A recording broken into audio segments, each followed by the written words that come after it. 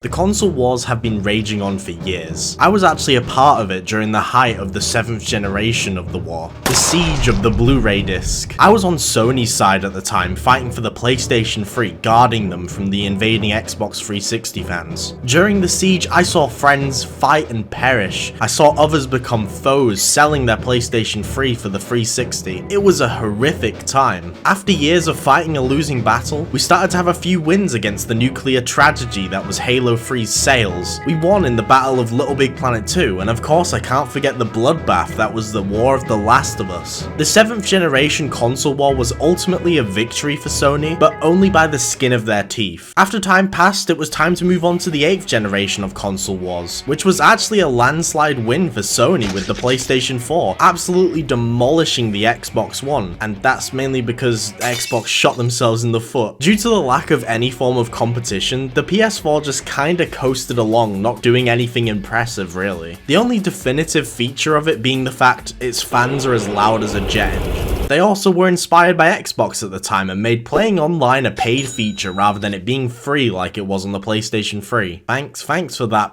fucking Phil Spencer. There was nothing pushing Sony to try and improve anything. Anyway, now we're in the 9th generation of consoles with the PlayStation 5 and Xbox Series X, and we're having the same problem we had the last generation. Although, I'd argue it might be worse. Sony are just coasting along, and Microsoft have just kind of given up even trying to compete with the PlayStation 5. But it's not like it's because the PS5 is actually any good. Listen, I've owned one since 2021, and I sometimes forget it even exists half the time. I know people make this joke a lot, but it's basically true at this point. The PlayStation 5 has no games. By the way, I'm very aware that they released the certified banger that is Astro Bot recently, but yeah, nice. They literally just announced the PS5 Pro, and the free games they used to showcase the power of it was a game that runs better on PC, a PS4 game, and Spider-Man 2, which is the only exclusive to the console that isn't on the PS4. And that's not going to be for long because it's inevitably going to get a PC port at some point. Not to mention the Pro costs £700. To put it in perspective for you Americans, £700 in US dollars is around $900. So you're paying almost up to $1,000 to play shit like Concord in HD. Oh wait, even if you wanted to do that, you can't now. One game.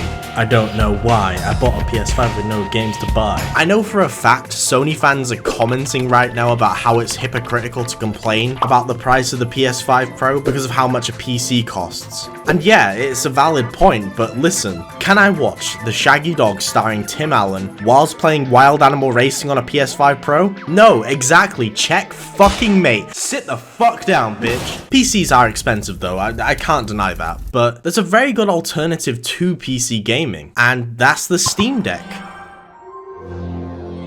which is probably the only console worth buying right now. If you don't already know what a Steam Deck is, well, it's basically a handheld PC that can play almost every single game in your Steam library. And yes, that includes the PlayStation exclusives that came to PC. I 100%ed Spider-Man Remastered on this little device, and I'm currently playing through Rift Apart for a 3rd time, which is an incredibly demanding game visually. Like I said, they even used it to showcase the PS5 Pro's power, yet the Steam Deck can run it, and it can run it well. I don't own a capture card, so I'm gonna have to use this scuffed ass dark side fill way of recording to prove my point a lot of the time in this video, so I'm very sorry about that. Proxidist. Oh, and I forgot to mention, if you're buying a Steam Deck and you don't already have a Steam account and you need to make a new one so you don't have any games, from my experience, buying games on the PC market is far cheaper than on any console because of disgusting Steam sales provoking you to buy way too many games, building up a huge backlog. Shameless plug.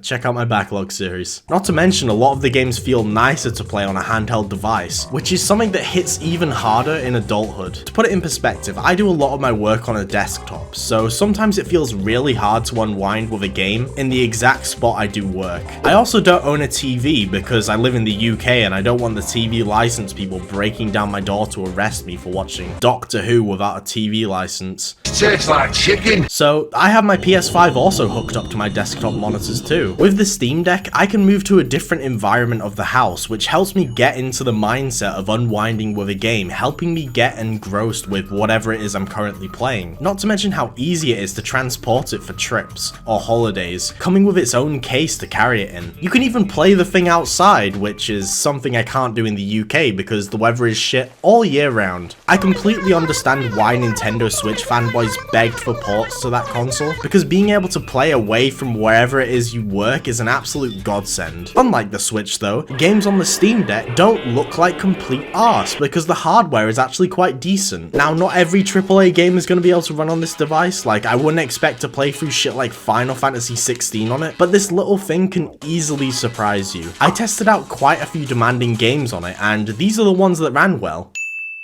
Notice how it's quite literally all of them. Hell, even games that blatantly state that they're not supported for the Steam Deck still run on the thing. It's a device that's full of surprises. Even when you're playing games on the lowest settings, it still looks good on the small 1280 by 720 screen, especially on the OLED, which Valve severely undersold at the time. Only really mentioning the fact it has a better battery life, and not the fact it's slightly more powerful, allowing it to take advantage of the brand new 90Hz screen. Oh, and the fans are so quiet that sometimes you forget that the system is even being cooled. Like, listen, do you hear anything? Like look, I'm playing Ratchet & Clank Rift Apart on it, and do you hear the fans at all? Now, at this point, I would have said that the Steam Deck is worth getting on a small sale, because it is quite expensive, especially the OLED ones costing slightly more than a PS5 or Xbox Series X. But after the announcement of the PS5 Pro, and seeing that stupid price, by the fucking way, that doesn't include the disc drive, which is something you have to buy separately now,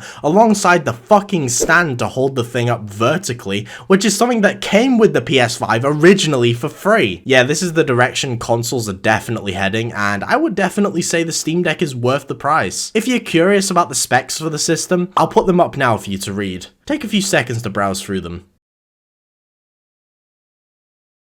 Got it? Okay, sick. I just want to make it clear, despite everything I've said in this video, it's not being sponsored by Valve. They didn't send me a Steam Deck to promote it or anything. I bought it with my own money, and every single praise I'm saying about the thing is genuine. If you've been struggling to unwind playing games, or you're just getting fed up with Sony and Microsoft's shitty practices with their arse consoles with no games, then get yourself a Steam Deck. It might remind you why you fell in love with playing games to begin with. Oh, and I also forgot to mention that shitty handheld that PlayStation made that doesn't even play games natively on it. You have to stream it from the PS5. What is the point of this thing? It's fucking stupid.